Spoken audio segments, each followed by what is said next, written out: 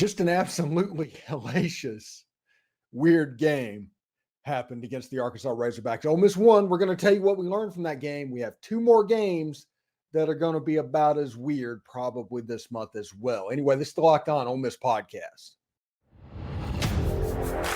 You are Locked On Ole Miss, your daily podcast on the Ole Miss Rebels, part of the Locked On Podcast Network, your team every day.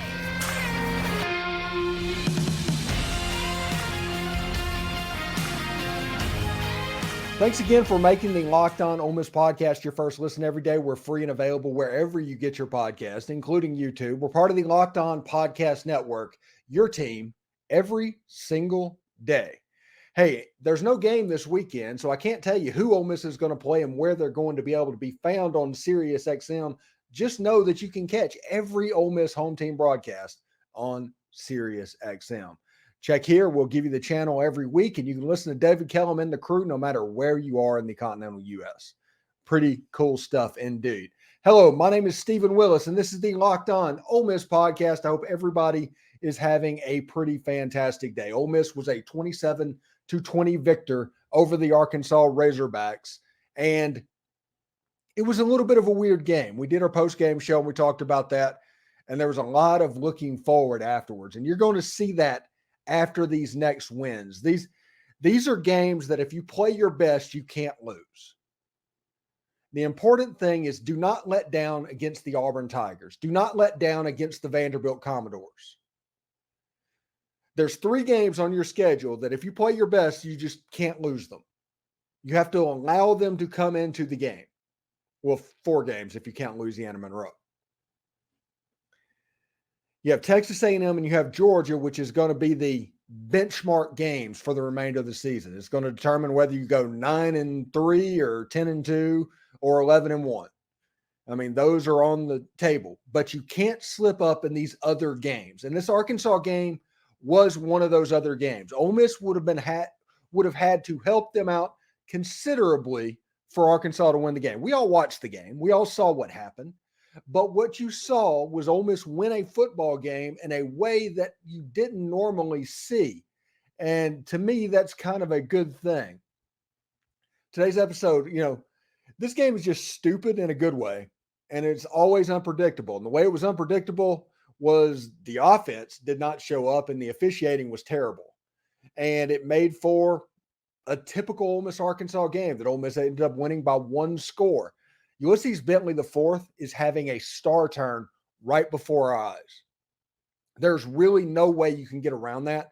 He is making play after play after play, and he is going to push Quinshon the same way that Quinshon pushed Zach Evans as this season moves forward.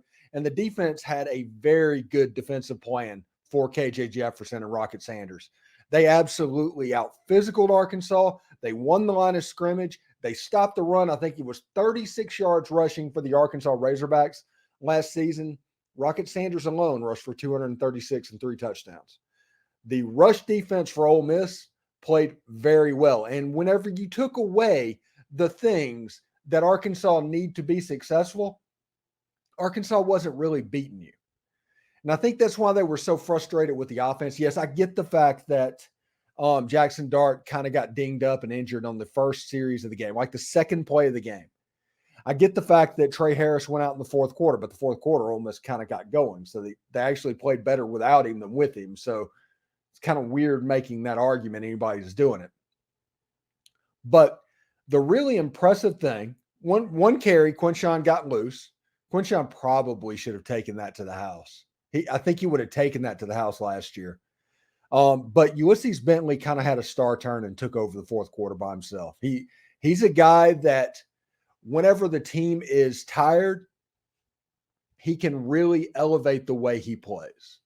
And he's hard to deal with. He's kind of like Jerry and Ely, Snoop Conner, those back 2020, 2021, those running games, those end of game things where the defenders are tired. He eats up tired defenses. It's not even funny. But this game was just really weird. I mean, Ole Miss got called for a false start on a play where 3 Arkansas players jumped off sides. They didn't see that. I don't know what happened on that one. On an offside play, they just stopped the play. I didn't see any contact on it. They hit Jaxson Dart out of bounds. They called phantom holding and pass interferences, and it was just a bad one-sided game. And this is on a game when Arkansas had more penalties than Ole Miss. It just seemed like Ole Miss's penalties came at the exact wrong time, and whenever they needed to slow down a drive, they popped up. Well, Arkansas, they were a desperate team. I think I talked about that a good bit last week. They were a desperate team. And Sam Pittman is a heck of a guy. And yeah, I get Arkansas fans in my mentions, but I mean, they're not intolerable. They're good people. I mean, they're just passionate about their team, and they don't do the craziness that like Auburn and Mississippi State does. But it was a situation that you never felt like Arkansas was winning that game. Arkansas willed their way back into the game with a 13-point run. It was 17-7 at halftime. They willed their way back in. They kicked a couple of field goals because they couldn't drive the length of the field. Eventually, they would get shut down on their drive. And then inexplicably, in what people would be talking about today if Ole Miss lost the game, Lane Kiffin decided to go for it from his 40-yard line. When if Ole Miss punted the ball and forced Arkansas to drive the ball 80 yards, they couldn't do it. It was not possible. But they decided to go for it. Jaxson Dart got sacked. Arkansas had 33 yards of a short field to get into the end zone, and Arkansas punched it in. Arkansas took the lead 20-17. Even at that point, I don't know if I felt like Arkansas was going to win the game, because you were still at the point where one slip, one busted coverage, one mistake, and you're in the end zone. And you have all of these playmakers that are on your team. So I had a good idea that Ole Miss was going to be able to go down the field, and they did. Ulysses Bentley woke up, had kind of a star turn, went down, scored the go-ahead touchdown to go up 24-20. They got the ball back, made it 27-20, and then John Saunders Jr. picked off the ball at the end of the game. KJ Jefferson usually always plays well against Mississippi teams because of all of the history there. He's unbelievably jacked up to play Ole Miss. And in the first drive of the game, you saw that version of KJ. Once they figured out what to do, it was just a combination of dropping 8 and rushing 7, it looked like to me. I mean, they constantly heated up that Arkansas line. There was a ton of movement to force communication between players that had moved around. That gave our Arkansas problems. And, people like Isaac Ukwu and Sontarian Perkins and Corey Coleman and those guys, they got home. And if they didn't get home, they caused a problem. And KJ made plays because KJ is KJ. But KJ didn't look like a normal version of KJ, and that was probably how Ole Miss schemed it up in that game. I mean, it was a situation. It was just a weird game. But if Ole Miss's offense would ever meld with that defense, if they can play a game where both of them show up like that, there's not a team in the country that Ole Miss cannot beat. Now, if it's the opposite's true, if the defense from the LSU game and the offense from the Arkansas game shows up, there's not many teams that can't beat Ole Miss. But it's usually not a situation where you have to worry about things like that.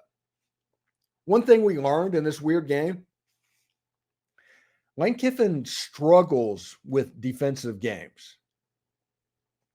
You could see that in the decision making. He had issues with the fact that it was a defensive game and that going for it there when everybody knows it was a free space. It was every kid that plays Madden knows that whenever they can't move the ball on you, make them go a really long way. If you make them go a short distance, they have a chance to get you. Make them do the whole thing. And the offense was struggling, and all he could think of was the fact that the offense was struggling. And one first down, one big offensive play like that could flip a switch and they could get on. And in the fourth quarter, they kind of did. The switch was Ulysses Bentley IV, and we're going to talk about him in the next segment.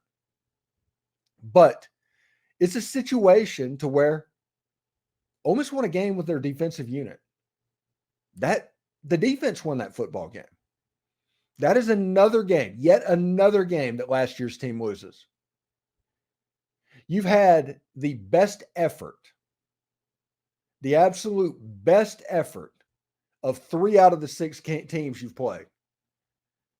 You have gotten the best effort from Alabama. You have gotten the best effort from Tulane. And you got the absolute desperate best effort from Arkansas. And Ole Miss is 2-1 in those games. Now, you are preparing to get the extreme best effort because old brother Hugh wants this, and he wants it pretty bad.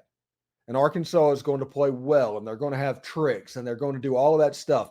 And Ole Miss can't have a letdown that allows Auburn to become a competitive member in this football game. They can't. Or it'll end up looking like it did in 2021. Ole Miss had the better team. Ole Miss was favored by like 10 points. But Matt Corral was injured. And he got injured in that game. Everybody remembers Luke Altmaier actually played. Against Arkansas, Jaxson Dart got nicked up. I think Jaxson Dart's going to be fine. It's not a situation like Matt Corral went through. But you have it in play. Hope for an 11 o'clock game. Honestly, I don't know if I want to play them at night because they're going to build that game up over the course of the week to where it is their Super Bowl. And it should be. This is a huge, massive game. They're not beating Alabama. They played Georgia well. They got that moral victory. They're probably going to get beat by LSU. I mean, they got Mississippi State. They're probably going to win. Arkansas is probably, it's slugfest both ways. Who knows? The game that they want to win of them punching up will be the Ole Miss game. So they'll be absolutely ready to play that night in Jordan-Hare. But this Arkansas game was a completely weird game. Arkansas people that I dealt with over the course of the week, you guys did a fantastic job. Good people. And it should be a lot of fun. But I do want to let you know that today's show is brought to you by Athletic Brewing Company. And now is the time for your Game Changer of the Week, brought to you by Athletic Brewing Company. Much like Ashanti Sea Strunk, Athletic Brewing has completely changed the non-alcoholic beer game. They make non-alcoholic beers that actually taste good. Today's game changer is Ashanti Sea Strunk, whose first quarter interception woke up the Ole Miss defense, leading them to a dominating defensive performance. Athletic Brewing Company has completely changed the non-alcoholic beer game. They make non-alcoholic beers that actually taste good, full flavor, and well-crafted, just like full-strength beer. You can find Athletic Brewing Company's non-alcoholic brews at a store near you, or you can buy online at athleticbrewing.com. First-time customers can use Locked On to get 15% off your first online order. That's LOCKEDON, all one word, at checkout for 15% off at athleticbrewing.com. It's near beer. Exclusions and conditions apply. Athletic Brewing Company, fit for all times. College football season is here, and this season Locked On is kicking up our coverage with Locked On College Football Kickoff. Live each Friday, Locked On will go live at 11 a.m. Eastern on every Locked On College YouTube channel. College Football Kickoff Live will cover playoff implications, the conference rivalry games, and go in depth like only Locked On can, including insight and analysis from our stable of Locked On College hosts covering their team every day. Find Locked On College Football Kickoff Live every Friday from 11 a.m. Eastern on any Locked On College YouTube channel. You will not want to miss it. All right, the next thing that we learned in the game is that Ulysses Bentley is having a little bit of a star turn right before our eyes. He is a guy that is turning into the difference maker that can be put in, that makes big plays when you need big plays made. That is the role that Ulysses Bentley IV has at the moment. And he ended up 9 for like 96 in the game, almost ended up with nearly 200 yards rushing on a night when they didn't run the ball particularly well. Jaxson Dart was beat up. He had trouble, doing things that Jaxson Dart does.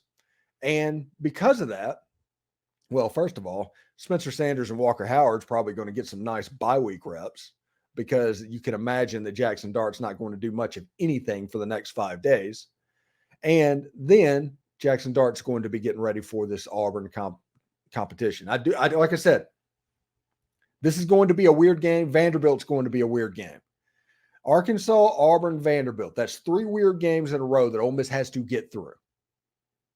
You're building right now to get to the right to play Texas A&M, or after what I saw Saturday, Texas 8-4. But it will be really interesting to see exactly how that goes. Ulysses Bentley IV, I'm not quite ready to say he needs to start. Now, they need to scheme and do the things that Ole Miss did against LSU. Ole Miss respect of LSU's defensive front allowed a game plan that opened up everything. Against Arkansas, they reverted back to the other game plan. They did the same stuff they did against Georgia Tech, against Tulane. They did that kind of stuff. Against LSU, they did a lot of quick game. They did a lot of screens. They did a lot of just get the ball to Ulysses Bentley out on the edge, hitting the voids of the defense. Bill Flowers talked about that over the course of the last month. He's talked about finding voids in the defense and the way you can use your offense to do what you need to do. Arkansas was just toothless, for lack of a better word. And a bad offensive performance, Ole Miss kind of got away with it. But I don't know how much that will be able to be counted on moving forward. Auburn also has a bad offense. Vanderbilt has a bad offense. Mississippi State has a bad offense. ULM has a bad offense. Then you have Texas A&M and Georgia. Those are the 2 benchmark tests for Pete Golding this season. We have to deal with Auburn and not let down in that game. Do not play down to your opponent. And I know that we do it from time to time. Do not play down to your opponent in this situation, because Auburn's going to be up just tweaked at their maximum level.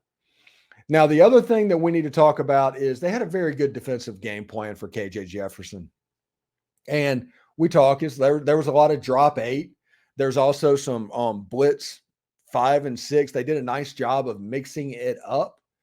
And one stat that I saw during the game, and I looked it up myself, Ole Miss has had an explosive defense. We've talked about for 6 months the things that Ole Miss's defense can do. They're currently 5th in the country in sacks with 22. They are 12th in the country in tackles for loss at 47. They're on pace right now for nearly 100 tackles for loss in a season. And this is after you've played Alabama and LSU. Honestly, after you play Tulane, because Tulane should still be ranked. They get punished for the fact that they didn't have Michael Pratt, and they're still like 5-1, I think. But they should still be there. Georgia Tech beat Miami, by the way. This schedule has been harder than probably I gave it credit for, but not for the reason that everybody said it was hard, if that makes sense. But you have just a situation that is quite interesting at the moment. Now, my player of the game was Ashanti Sistrunk, as you heard in my Athletic Brewing Company game changer. He had 9 tackles, a tackle for loss, half of a sack, and an interception. That interception kind of woke up Ole Miss's defense, and from that moment on, they were a dominant unit on the field and absolutely controlled the line of scrimmage. You saw Stephon Wynn, you saw Josh Harris, you saw Ole Miss playing big up front, saying, hey, run the ball on us, do that. We're going to be up for it. And then whenever you pass, we're really going to get after you. And I think Ole Miss had 5 sacks on the evening as well. They were pretty consistently in the backfield. And even when KJ made plays, he was under duress. It's so weird seeing an Arkansas offensive line look the way they looked. It was a very weird situation. Now, if you look at W's and L's that we did in July, here's the update on them, along with the ESPN FPI. I'm currently 6-0 from the FPI or the W's and L's that I gave during July. Now, we need me to be 6-1 after this week because I did pick Auburn as an L.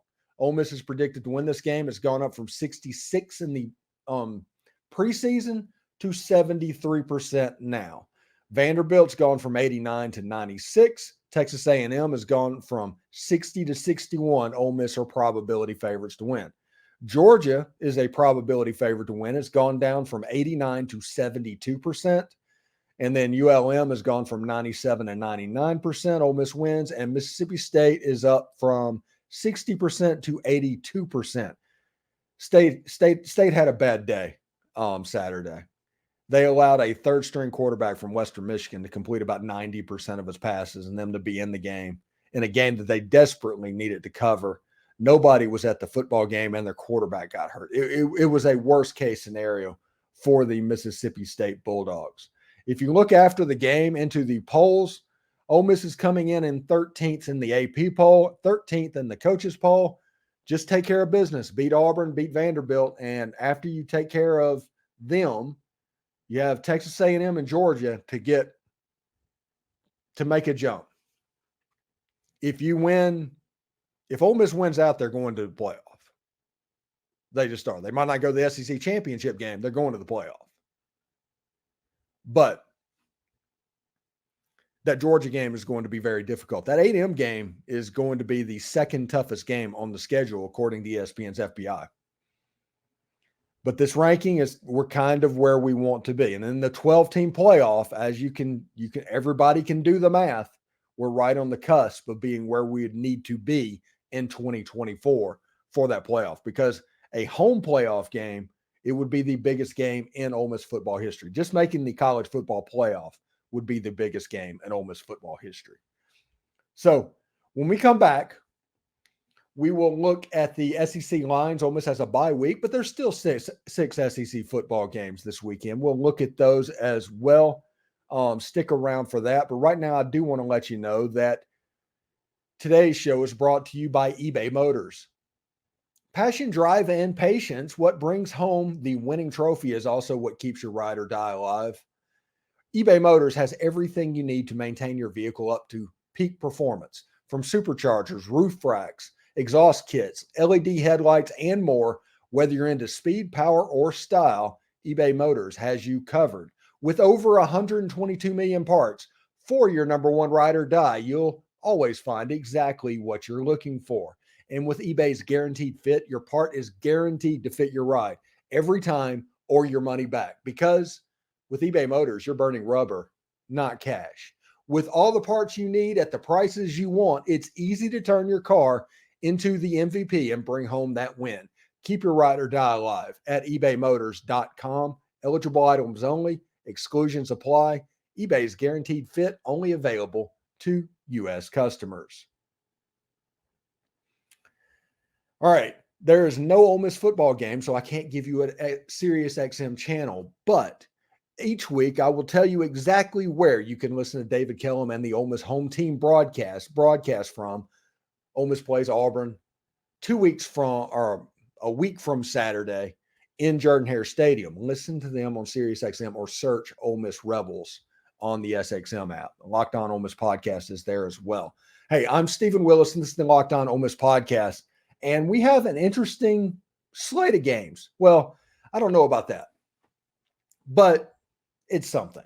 This is a doubleheader weekend for CBS. And one of the games that CBS has chosen is Georgia at Vandy. CBS is going to broadcast a game from Dudley Field with all that construction going on in a game where Georgia is likely to win by 50 points. Georgia is currently favored by 31.5. And I said I would not take Georgia to cover until they proved that they could. They did against Kentucky. Man, that was a different Georgia team. That is the team that everybody expected to see with the Georgia Bulldogs. Vandy they're Vandy, honestly. They're Vandy. They're not particularly good. And I don't know if they're the worst team in the SEC, by the way, but they're not particularly good at the moment. But I'm thinking about laying them points with the Georgia Bulldogs because I think they're going pretty well. Arkansas is at Alabama. Alabama's a 20.5-point favorite. And what's important in this game, we talked about the desperation that Arkansas played with against Ole Miss. Arkansas desperately needed to win that game. And you could just see it on the facial expressions and the body language from Sam Pittman. He knows what was at stake in that game. And he knew it was a hard climb because we all saw on the field what was going on that night. Against Alabama, with that offense and that defense, Arkansas is going to have a hard time scoring. So this is a game that could be 27-3. Alabama covers and Arkansas is just worked. Arkansas's defense played very well in the game. I do expect them to keep Alabama's scoring down a little bit. But Alabama only favored by 20.5 points. It's a question. Do you think Alabama can score 24? I mean, that's pretty much what it is. I don't think Arkansas is scoring more than 3 in this game. Florida is at South Carolina. South Carolina is a 2.5-point favorite.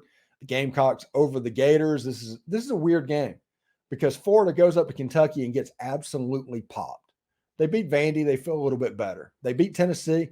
They're an ultimate Jekyll and Hyde type team. But it is in South Carolina. It is in Columbia. And I do think South Carolina will be ready to play. We'll see exactly what happens with Spencer Rattler and Xavier Leggett and all those guys and how they can do it. It's only a 2.5-point line at home. It's interesting to me. Texas A&M is at Tennessee going up to Neyland. They're 3.5-point underdogs for 100,000. This is the 100,000 game because either way it goes, it would be 100,000 watching it. Tennessee is a 3.5-point favorite. Texas A&M kind of peed down their leg a little bit in Saturday's game. You had a situation at the beginning. Take the points. Do not chase points from the very beginning. All of those are if it doesn't work. Nothing is more of a momentum changer than a 4th down stop. If you want to avoid that momentum change and make it less than a sudden change, kick the field goal, punt the ball, do things like that. In a game that you're pretty much a pick 'em or deserve to win the game, which many people thought with Texas A&M against Alabama, you don't play like that. You played like an underdog, and Alabama treated you like an underdog. Now you are an underdog at Tennessee. You have Joe Milton. There's a ton of weirdness that can happen in this football game. I do like Tennessee a little bit. Tennessee, though, has Alabama next week. Do not underestimate that being on Tennessee's mind. Auburn is at LSU. LSU is a 12.5-point favorite over the Auburn Tigers in the Battle of Tigers.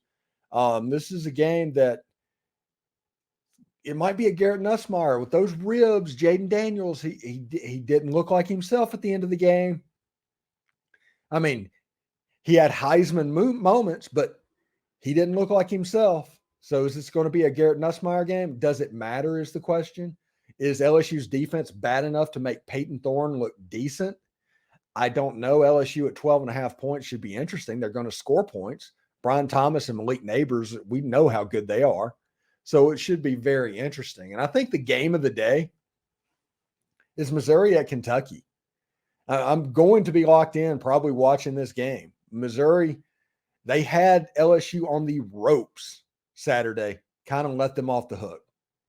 Kentucky got absolutely boat raced by Georgia. Completely emotional down. Both of these teams should be at rock bottom right now as far as emotional well-being. Kentucky's favored by 2.5. The game's in Lexington at the big Kroger bag. It'll be interesting to see. Brady Cook threw 2 interceptions against LSU.